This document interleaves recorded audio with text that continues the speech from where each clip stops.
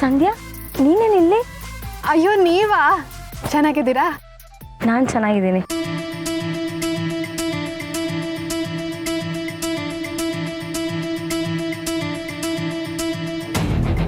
ನೀನು ಯಾಕೆ ಹೀಗೆ ಬಿಸಿಲಲ್ಲಿ ನಡ್ಕೊಂಡು ಹೋಗ್ತಿದ್ಯಾ?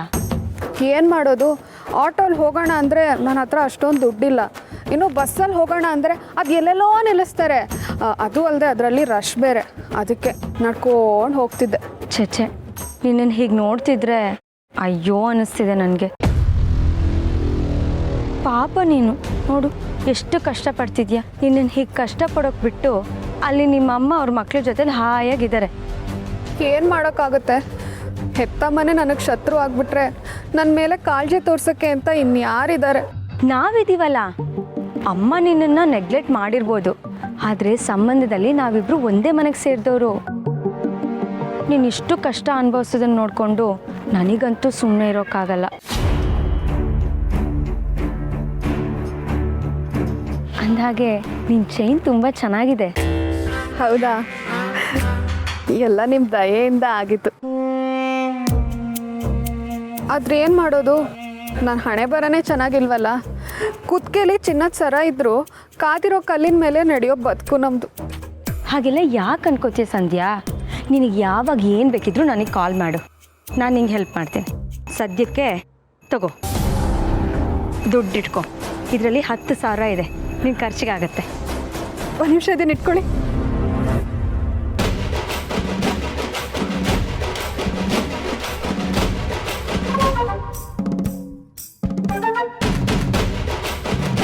ನಿಮ್ಗಿರೋಷ್ಟು ಒಳ್ಳೆ ಮನಸ್ಸು ನನ್ನ ಹೆತ್ತ ತಾಯಿಗೂ ಇಲ್ವೇ? ನನ್ನ ಅಮ್ಮ ನನ್ನ ದೂರ ಮಾಡ್ದಾಗಿಂದ ನನ್ನ ಪಾಲಿಗೆ ಯಾರೂ ಇಲ್ಲ ಅಂದ್ಕೊಂಡಿದ್ದೆ. ಆದರೆ ನೀವು ನನ್ನ ಪಾಲಿಗೆ ತಂಗಿ ಥರ ಸಿಕ್ಕಿದ್ದೀರ. ಸರಿ ಬಾ, ನಾನೇ ನಿನ್ನ ಡ್ರಾಪ್ ಮಾಡ್ತೀನಿ. ಅಯ್ಯಯ್ಯೋ, ನಿಮ್ಮ ಕೈಲಿ ಕೊಟ್ಬಿಟ್ಟೆ. ಕೊಡಿ ಕೊಡಿ ಕೊಡಿ. ಸಾರಿ.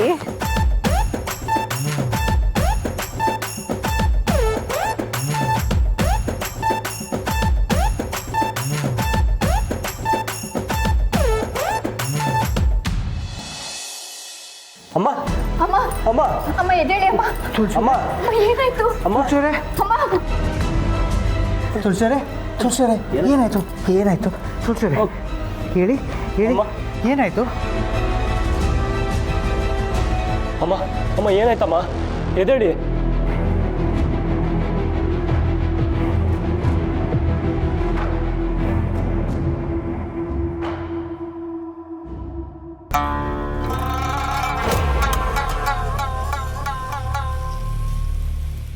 ಏನವಿ ಇದು? ಏನಾಯ್ತು ಅದಕ್ಕೆ? ಅದು ತಮಾಷೆ ಮಾಡಕ್ಕೆ ಹೋಗಿ ಅಮ್ಮ ಮೆಟ್ಲಿಂದ ಬಿದ್ದುಬಿಟ್ರು, ನನ್ನಿಂದನೇ ಹೀಗಾಯ್ತು. ಏನು ತಮಾಷೆ? ತಮಾಷೆಗೊಂದು ಇತಿಮಿತಿ ಬೇಡವಾ? ಮೆಟ್ಲತ್ರ ಯಾರಾದರೂ ಹುಡುಗಾಟ ಆಡ್ತಾರಾ? ತುಳಸಿಯವರೇ ಎದ್ದೇಳಿ. ತುಳಸಿಯವರೇ, ಮಹೇಶ ನಡಿ, ಇವ್ರನ್ನ ಆಸ್ಪತ್ರೆಗೆ ಕರ್ಕೊಂಡು ಹೋಗೋಣ. ಹುಷಾರು. ಮಾವ, ನಾನು ಬರ್ತೀನಿ. ಬೇಡಮ್ಮ, ನೀವು ಮನೇಲೇ ಇರಿ. ಏನಾದರೂ ಇದ್ದರೆ ನಾನು ಫೋನ್ ಮಾಡ್ತೀನಿ.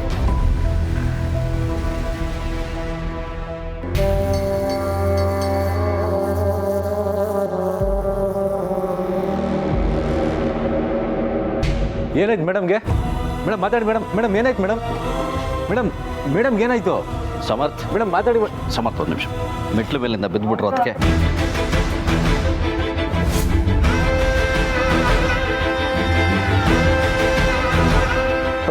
ನೀವು ಕೂತ್ಕೊಳ್ಳಿ, ನಾನು ಡ್ರೈವ್ ಮಾಡ್ತೀನಿ. ಇಲ್ಲ, ನಾನು ಹೋಗಿ ಬರ್ತೀನಿ, ಇಲ್ಲೇ ಇರೋ.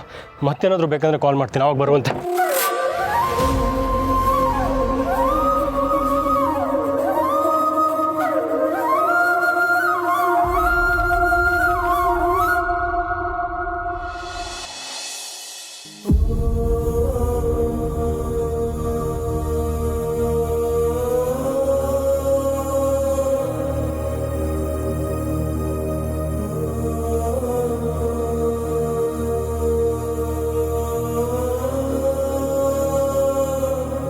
ಮೈ ಕೈಗೆ ಸ್ವಲ್ಪ ಮೂಗೇಟಾಗಿದೆ, ಹಣೆಗೆ ಸ್ವಲ್ಪ ಏಟು ಬಿದ್ದಿದೆ. ಹೆಚ್ಚೇನು ತೊಂದರೆ ಇಲ್ಲ ಅಂತ ಡಾಕ್ಟರ್ ಹೇಳಿದ್ದಾರೆ. ತುಳಸಿ ಅವ್ರಿಗೆ ಏನಾಯ್ತೋ ಏನೋ ಅಂತ ತುಂಬಾ ಭಯ ಆಗ್ಬಿಟ್ಟಿತ್ತು. ಈ ಮನೇಲಿ ಎಲ್ಲರೂ ತುಳಸಿ ಅವ್ರ ಮೇಲೆ ಇಟ್ಟಿರೋ ಪ್ರೀತಿ ಅವ್ರನ್ನ ಕಾಪಾಡ್ಕೊಳ್ಳುತ್ತೆ. ಅವ್ರಿಗೇನೂ ಆಗಲ್ಲ. ಹೌದು, ಅಮ್ಮಂಗೆ ಏನಾದರೂ ಹೆಚ್ಚು ಕಮ್ಮಿ ಆದರೆ ನನ್ನ ಹೃದಯನೇ ನಿಂತು ಹೋಗ್ಬಿಡುತ್ತೇನೋ ಅನಿಸುತ್ತೆ.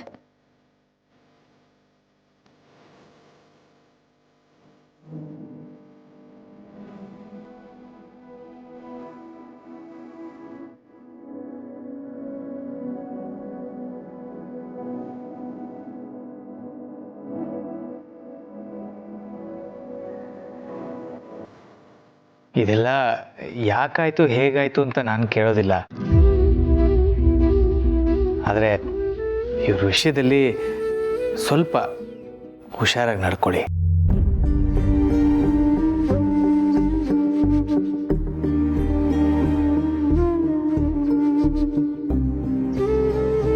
ಎಲ್ಲ ಇದ್ದು ಏನು ಇಲ್ದಿರೋ ಥರ ಬದುಕ್ತಾ ಇದ್ದೆ ನಾನು. ಇವ್ರು ಬಂದ ಮೇಲೆ ನನ್ನ ಬದುಕಿಗೂ ಒಂದು ಅರ್ಥ ಇದೆ, ನನ್ನ ಜೀವನಕ್ಕೂ ಒಂದು ಕಾರಣ ಇದೆ ಅಂತ ಅನ್ಸೋಕ್ಕೆ ಶುರುವಾಗಿತ್ತು.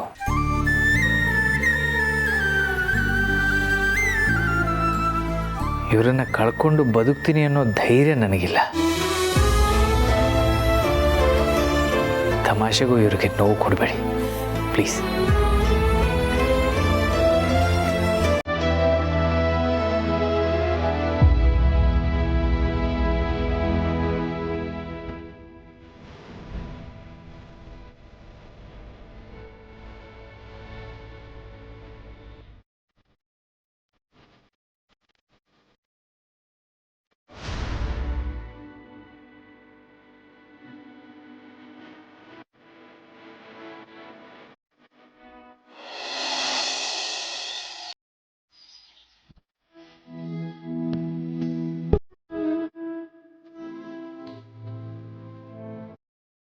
ಅಮ್ಮ, ನೆನ್ನೆ ತಮಾಷೆ ಮಾಡೋಕ್ಕೆ ಹೋಗಿ ಹೀಗಾಯಿತು.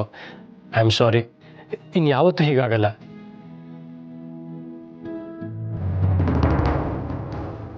ತಗೊಳ್ಳಿ, ಸ್ವಲ್ಪ ಜ್ಯೂಸ್ ಕುಡೀರಿ. ಇದನ್ನ ನಾನೇ ಮಾಡ್ಕೊಬಂದೆ. ಪೂರ್ಣಿ, ಪೂರ್ಣಿ,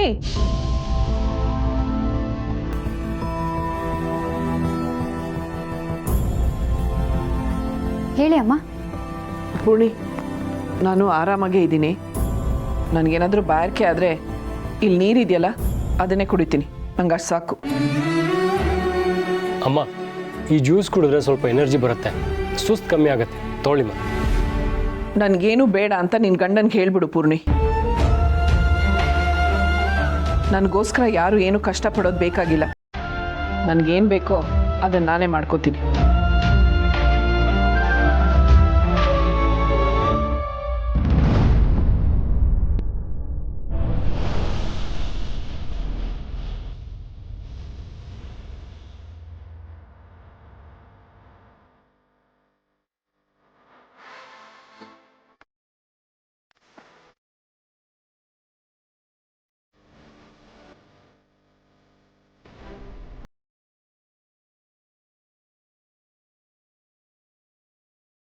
ಪೂರ್ಣಿ,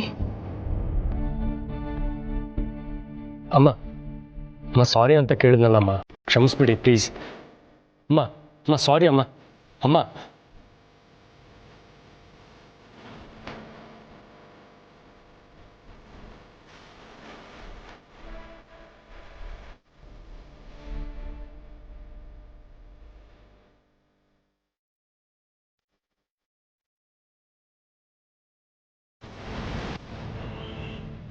ಏಯ್, ಬಡ್ಡಿ ಇಟ್ಬಿಟ್ಟು ಮಾತಾಡು.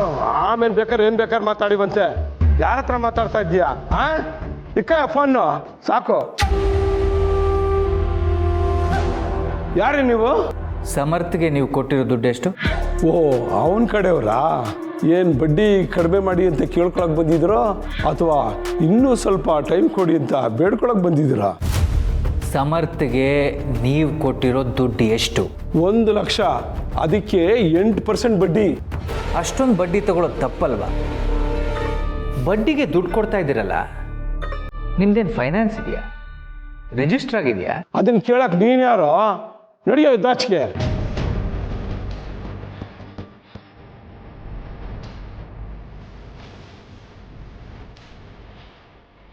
Hello inspector. ಹಾಂ, ನಾನು ಅದೇ ಜಾಗದಲ್ಲಿದ್ದೀನಿ. ಅವ್ರು ನನ್ನ ಎದುರಿಗೆ ಕೂತಿದ್ದಾರೆ. ಒಂದು ನಿಮಿಷ, ಸ್ಪೀಕರ್ ಆನ್ ಮಾಡ್ತೀನಿ.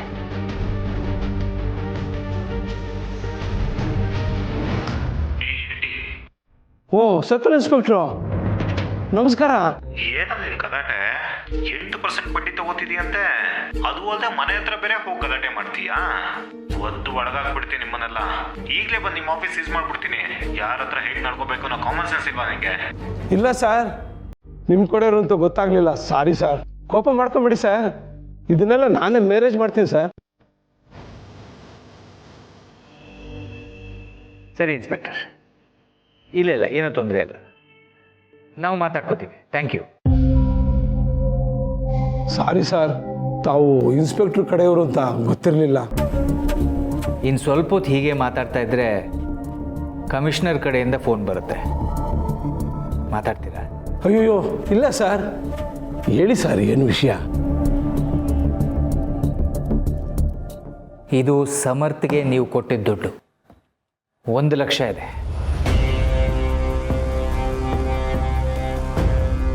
ಇದು ನೀವು ಅವನ ಹತ್ರ ಬಡ್ಡಿ ಅಂತ ತಗೊಂಡಿದ್ದ ದುಡ್ಡು. ಇದನ್ನು ನೀವಾಗೆ ಅವನಿಗೆ ವಾಪಸ್ ಕೊಡಬೇಕು. ಕೊಡ್ತೀನಿ ಸರ್, ಅದಕ್ಕೇನಂತೆ. ಇನ್ಯಾವತ್ತೂ ಅವ್ರನ್ನ ಬಡ್ಡಿ ಕೇಳಲ್ಲ. ಅವ್ರಿಗೆ ದುಡ್ಡೇ ಕೊಟ್ಟಿಲ್ಲ ಅನ್ಕೊಂಡ್ಬಿಡ್ತೀನಿ. ನೀವ್ಯಾಕೆ ಸಾರ್ ಕೊಡ್ತೀರಾ ಇದನ್ನೆಲ್ಲ? ಬೇಡ ಬಿಡಿ. ಸುಮ್ಮನೆ ತಗೊಳ್ರಿ. ಸಾಲ ಕೊಡೋ ತಪ್ಪಲ್ಲ, ಆದರೆ ನಿಯತ್ತಿಂದ ಬಡ್ಡಿ ತಗೊಳ್ಳಿ. ಇದೇ ಕೊನೆ. ಇನ್ಯಾವತ್ತೂ ಯಾವುದೇ ಕಾರಣಕ್ಕೂ ಸಮರ್ಥ ಹತ್ರ ದುಡ್ಡು ತಗೊಳ್ಬಾರ್ದು. ನಿಮ್ಮ ನೆರಳು ಕೂಡ ಆ ಮನೆ ಹತ್ರ ಸುಳಿಬಾರ್ದು. ಆಯಿತು ಸರ್. ಆಮೇಲೆ ನಾನಿಲ್ಲಿಗೆ ಬಂದಿದ್ದು, ನಿಮಗೆ ದುಡ್ಡು ಕೊಟ್ಟಿದ್ದು ಅವನು ಗೊತ್ತಾಗಬಾರ್ದು. ಇಲ್ಲ ಸರ್, ಗೊತ್ತಾಗಲ್ಲ, ಏನು ಗೊತ್ತಾಗಲ್ಲ. ನಾನು ಹ್ಯಾಂಡಲ್ ಮಾಡ್ತೀನಿ ಬಿಡಿ ಸರ್.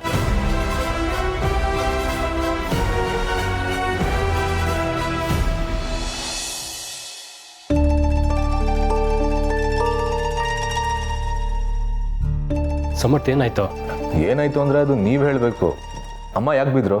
ಅವರಾಗೆ ಬಿದ್ರು ಅಥವಾ ಏನು ಮಾತಾಡ್ತಿದ್ಯಾ ಸಮರ್ಥ? ನೀವೆಲ್ಲ ಸೇರ್ಕೊಂಡು ಆಟ ಆಡ್ತಾ ಇದ್ದೀರಾ?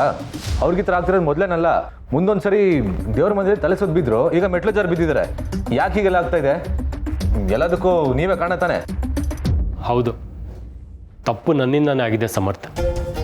ಆದರೆ ಅದು ಗೊತ್ತಿದ್ದೋ ಗೊತ್ತಿಲ್ದೇನೋ ತಪ್ಪು ತಪ್ಪೆ. ನೀವೆಲ್ಲ ಯಾವ ಉದ್ದೇಶ ಇಟ್ಕೊಂಡು ಈ ಥರ ಮಾಡ್ತಿದ್ದೀರಾ ಅಂತ ನಾನು ನಿಜವಾಗ್ಲೂ ಗೊತ್ತಾಗ್ತಾ ಇಲ್ಲ. ನೋಡಿ, ನಿಮಗೆ ನೋಡ್ಕೊಳಕ್ಕಾಗಲಿಲ್ಲ ಅಂತಂದರೆ ಹೇಳಿ, ನಾನು ನಮ್ಮ ಮನೆ ಕರ್ಕೊಂಡು ಹೋಗ್ತೀನಿ. ಅವ್ರನ್ನ ಅಂಗೈಲಿಟ್ಟು ಜೋಪಾನ ಮಾಡ್ತೀನಿ. ಕಣ್ಣಿನ ರೆಪ್ಪೆ ಹಾಗೆ ಕಾಳಜಿಯಿಂದ ನೋಡ್ಕೊತೀನಿ. ಸಮರ್ಥ, ನಾವು ಅವ್ರನ್ನ ಕಾಳಜಿಯಿಂದ ನೋಡ್ಕೋತಾ ಇದ್ದೀವಿ. ಅಕಸ್ಮಾತ್ ಹೀಗಾಗಿದ್ದಕ್ಕೆ ನನ್ನ ಬಗ್ಗೆ ತಪ್ಪಾಗಿ ತಿಳ್ಕೊಬೇಡ. ಏನ? ನೀವು ಕಾಳಜಿಯಿಂದ ನೋಡ್ಕೊಳ್ಳೋದ? ನಿಮ್ಮ ಹತ್ರ ದುಡ್ಡಿದೆ ಅಷ್ಟೇ. ಆ ದುಡ್ಡಿಂದ ಪ್ರೀತಿನಾಗ್ಲಿ ಕಾಳಜಿನಾಗ್ಲಿ ಕೊಂಡ್ಕೊಳಕ್ಕಾಗಲ್ಲ. ಇಲ್ಲಿ ಆಗ್ತಿರೋದನ್ನೆಲ್ಲ ನೋಡ್ತಾ ಇದ್ರೆ ಅವ್ರಿಲ್ದಿರೋದು ಸೇಫ್ ಅಲ್ಲ ಅಂತ ಅನಿಸ್ತಾ ಇದೆ. ಮೊದಲು ಅವ್ರನ್ನ ನಮ್ಮ ಮನೆ ಕಳಿಸ್ಬಿಡಿ. ಅದು ಹಾಗಲ್ಲ ಸಮರ್ಥ, ಇದು ಯಾವುದು ನಮ್ಮ ಗಮನಕ್ಕೆ ಬರದೆ ನಡೆದು ಹೋಗಿದೆ. ಈ ಮುಂದೆ ಅವ್ರ ವಿಷಯದಲ್ಲಿ ನಾವು ತುಂಬ ಎಚ್ಚರಿಕೆಯಿಂದ ಇರ್ತೀವಿ. ನಿನಗೂ ಇದರಿಂದ ನೋವಾಗಿದೆ ಅಂತ ನನಗೆ ಗೊತ್ತು. ಆದರೆ ಏನಾದರೆ ಬರೀ ಬಾಯಿ ಮತ್ತು ಕಮ್ಮ ಅಂದರೆ ಸಾಕಾಗಲ್ಲ. ಅವ್ರಿಗೆ ಸ್ವಲ್ಪ ನೋವಾಗ್ತಾರೋ ಹಾಗೆ ನೋಡ್ಕೊಳ್ಳೋ ಅರ್ಹತೆ ನಿಮ್ಗಿಲ್ಲ. ಏಯ್, ಯಾರ ಬಗ್ಗೆ ಏನು ಮಾತಾಡ್ತಾ ಇದೆಯಾ? ನಿನಗೆ ಸಂಬಳ ಕೊಟ್ಟು ಇಟ್ಕೊಂಡಿರೋದು ನಮ್ಮ ಮನೆಗೆ ನುಗ್ಗಿ ಬಾಯಿಗೆ ಬಂದಾಗ ಮಾತಾಡೋಕ್ಕಲ್ಲ. ಇದು ನಮ್ಮನೇಲಿ ನಡೀತಾ ಇರೋ ವಿಷಯ, ನಮಗೆ ಸಂಬಂಧಪಟ್ಟಿರೋ ವಿಷಯ. ಅಷ್ಟಕ್ಕೂ ನೀನು ಇಷ್ಟೆಲ್ಲ ಮಾತಾಡ್ತಾ ಇದೆಯಲ್ಲ, ನಿನಗೂ ಅವ್ರಿಗೂ ಏನೋ ಸಂಬಂಧ? ಈ ಮನೆಯವ್ರ ಬಗ್ಗೆ ಮಾತಾಡೋ ರೈಟ್ಸೇ ನಿನಗಿಲ್ಲ. ಮೊದಲಿನಿಂದ ನಡಿ ಆಚೆಗೆ. ನೋಡಿ, ಮಾತಾಡಬೇಡ. ನೀನು ಏನೇ ಮಾತಾಡದಿದ್ರು ಈ ಮನೆಯಿಂದ ಆಚೆ ಮಾತಾಡಬೇಕು. ಮೊದಲು ನಡಿ. ಅಭಿ ಪ್ಲೀಸ್. ಏಯ್, ಹೇಳ್ತಿರೋದು ಕೇಳಿಸ್ತಿಲ್ವೇನೋ? ನಡಿ ಆಚೆ.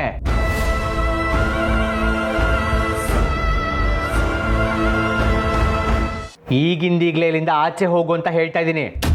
ನನ್ನ ಮಾತು ನಿನಗೆ ಕೇಳಿಸ್ತಾ ಇಲ್ವಾ? ನಿಮ್ಮ ಮಾತು ನನಗೆ ಚೆನ್ನಾಗಿ ಕೇಳಿಸ್ತಾ ಇದೆ. ಆದರೆ ಮಾತಾಡಕ್ಕೆ ಬಂದಿರೋದು ನಿಮ್ಮ ಹತ್ರ ಅಲ್ಲ, ಇವ್ರ ಹತ್ರ. ಅವನು ನಮ್ಮ ಅಣ್ಣ. ನೀನು ನನ್ನ ಹತ್ರ ಮಾತಾಡಿದ್ರು ಅಷ್ಟೇ, ನಮ್ಮ ಮನೆಯವ್ರು ಯಾರ ಹತ್ರ ಮಾತಾಡಿದ್ರು ಅಷ್ಟೇ. ನನಗಿಷ್ಟ ಆಗಲ್ಲ. ಓಹೋ, ಇದ್ದಕ್ಕಿದ್ದಾಗೆ ಅಣ್ಣ ಅನ್ನೋ ಸಂಬಂಧ, ಮನೆಯವರು ಅನ್ನೋ ಸಂಬಂಧ ಎಲ್ಲ ನೆನಪಾಗ್ತಾ ಇದೆ. ಇವ್ರು ಯಾರು ಮನೆಯವರೇ ಅಲ್ಲ, ಮನೆ ಬಿಟ್ಟು ಆಚೆ ಹೋಗ್ತೀನಿ ಅಂತಂದವರು ಈಗ ಮನೆಯವ್ರ ಪರವಾಗಿ ಮಾತಾಡಕ್ಕೆ ಬಂದಿದ್ದೀರಾ? ಅದು ನಮ್ಮ ಮನೆಯವ್ರ ವಿಷಯ.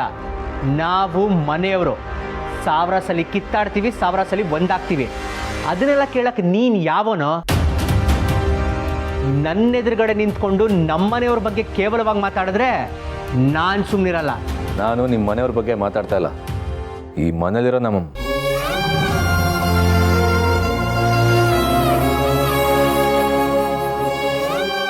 ಮಾತಾಡು. ಯಾಕೆ ಮಾತಾಡೋ ಯೋಗ್ಯತೆ ನಿನಗಿಲ್ಲ ಅಂತ ನಿನಗೆ ಗೊತ್ತಾಯ್ತಾ? ನಿನಗೂ ಈ ಮನೆಗೂ ಸಂಬಂಧ ಇಲ್ಲ ಅಂತ ಎಷ್ಟು ಸಲ ಹೇಳಿದ್ರು ಏನಾದರೂ ಒಂದು ನೆಪ ಇಟ್ಕೊಂಡು ಈ ಮನೆಗೆ ಹತ್ರ ಆಗಕ್ಕೆ ಬರ್ತೀಯ ಅಲ್ವಾ?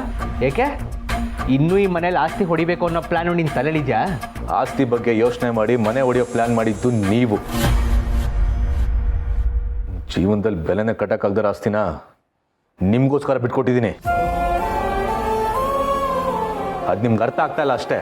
ನೀನು ಬಿಟ್ಕೊಟ್ಟಿರೋ ಆಸ್ತಿ ಯಾವನಿಗೂ ಬೇಕಾಗಿಲ್ಲ. ಬೇಕಾಗಿಲ್ಲ ಅಂತಂದ್ಮೇಲೆ ನನ್ನ ಜೊತೆ ಕಳ್ಸ್ಕೊಡಿ ಅಂತಾನೆ ಕೇಳ್ತಾ ಇರೋದು. ಸಮರ್ಥ್, ಅಭಿ, ನೀವಿಬ್ರು ಪ್ಲೀಸ್ ಸುಮ್ಮನಿರಿ. ನಿಮ್ಮಂಥವ್ರ ಮನೆಗೆ ಸೊಸೆಯಾಗಿ ಬಂದು ತಪ್ಪು ಮಾಡಿಬಿಟ್ರು. ಆ ತಪ್ಪಿಗೆ ಇವಾಗ ಪ್ರಾಣನೇ ಪಣಕ್ಕಿಟ್ಟು ಒದ್ದಾಡ್ತಾ ಇದ್ದಾರೆ. ಇನ್ನೂ ಇಲ್ಲೇ ಇದ್ರೆ ಪ್ರಾಣ ತೆಗೆಯೋಕ್ಕೂ ಹೆಸಲ್ಲ ನೀವೆಲ್ಲ. ಶಟಪ್ ಸಮರ್ಥ್, ನೀನು ಒಂದೇ ಒಂದು ಮಾತು ನಿನ್ನ ಬಾಯಿಂದ ಬರಬಾರ್ದು. ಏಯ್, ಹೇಳಿದ್ ಕೇಳಿಸ್ಲಿಲ್ವಾ? ನೀನು ಯಾರ ಹತ್ರ ಮಾತಾಡ್ತಾ ಇದೆಯೋ ಅವರೇ ಆಚೆ ಹೋಗು ಅಂತಿದ್ದಾರೆ. ಇಷ್ಟಾದ್ಮೇಲೂ ಹೋಗ್ಲಿಲ್ಲ ಅಂದ್ರೆ ಹೋಗ್ತೀನಿ. ದುಡ್ಡಿರೋರಿಗೆಲ್ಲ ದೊಡ್ಡ ಮನ್ಸಿರಲ್ಲ ಅಂತ ಮತ್ತೆ ಪ್ರೂವ್ ಮಾಡಿಬಿಟ್ರಿ ಸರ್. ನನ್ನ ತಾಯಿನ ನನ್ನಿಂದನೇ ಕಿತ್ಕೊಂಡು ಈಗ ನನಗೆ ಶಟಪ್ ಅಂತ ಹೇಳ್ತಿದ್ದೀರಲ್ಲ, ಆಯ್ತು ಹೋಗ್ತೀನಿ.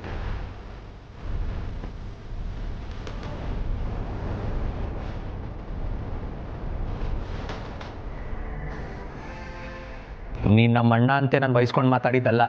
ನಮ್ಮನೇಲಿ ಕೆಲಸ ಮಾಡೋರು ನಮ್ಮನೆಯವ್ರ ಎದುರು ನಿಂತು ನಮ್ಮನೆ ವಿರುದ್ಧನೇ ಮಾತಾಡೋಷ್ಟು ಸಲಿಗೆ ಕೊಡಬಾರ್ದು ಅಂತ ಅವನಿಗೆ ಬೈದಿದ್ದು.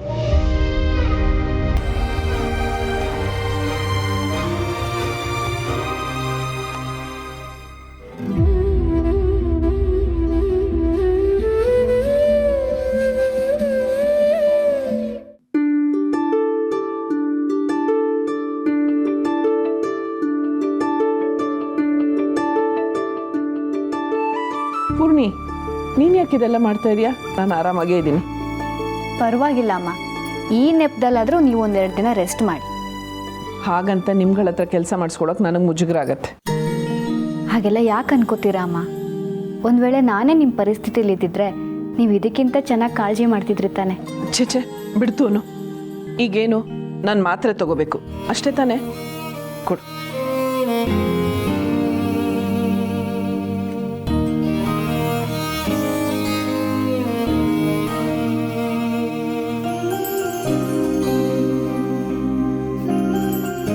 ನಿಮಗೆ ಸುಮ್ಮನೆ ಕೂತ್ಕೊಳ್ಳೋದಕ್ಕೆ ಬರಲ್ವಾ?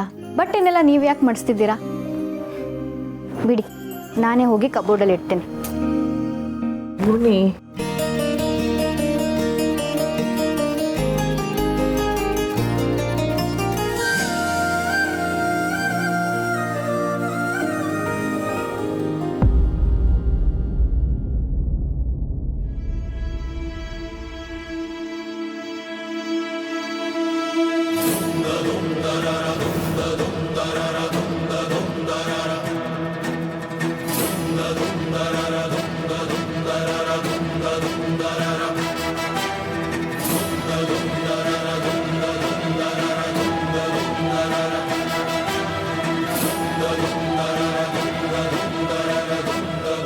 ಅಮ್ಮ, ಈ ಸರ ಎಷ್ಟು ಚೆನ್ನಾಗಿದೆ.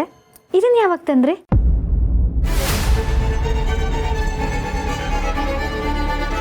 ಗುರುಗಳು ಪೂರ್ಣಿನ ಆಶ್ರಮ ಕರ್ಕೊಂಬಂದಾಗ ಅವಳ ಕುತ್ತಿಗೆನಲ್ಲಿ ಈ ಸರ ಇತ್ತು.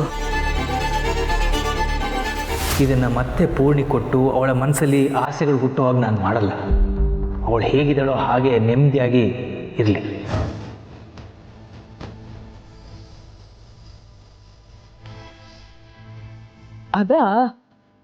ಅದು ನಿಮ್ಮ ಮಾವನಿಗೆ ಯಾರೋ ಯಾವಾಗಲೂ ಕೊಟ್ಟಿದ್ರಂತೆ. ಹೌದಾ? ಎಷ್ಟು ಚೆನ್ನಾಗಿದೆ ಅಲ್ವಾ? ಇದು ನೋಡ್ತಿದ್ರೆ ನೋಡ್ತಾನೆ ಇರಬೇಕು ಅನ್ಸುತ್ತೆ. ಈ ಸರ ನಿನ್ಗೆ ಇಷ್ಟ ಆಯ್ತಾ? ಯಾರಿಗೆ ತಾನೇ ಇಷ್ಟ ಆಗಲ್ಲ?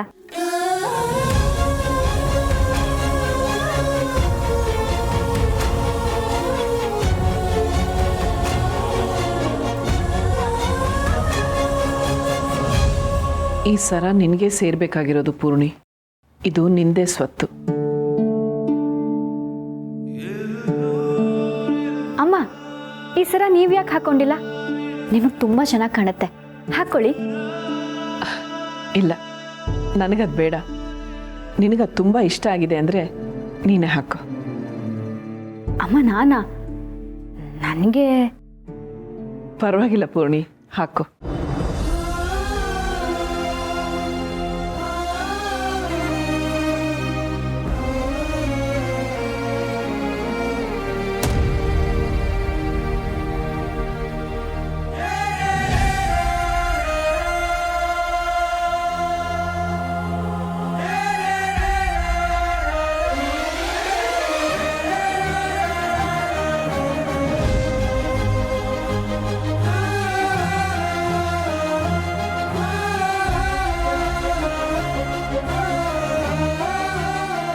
ಅಮ್ಮ, ಇದು ಯಾಕೋ ನಂಗೆ ತುಂಬ ಹತ್ತಿರದ್ದು ಅನಿಸ್ತಿದೆ.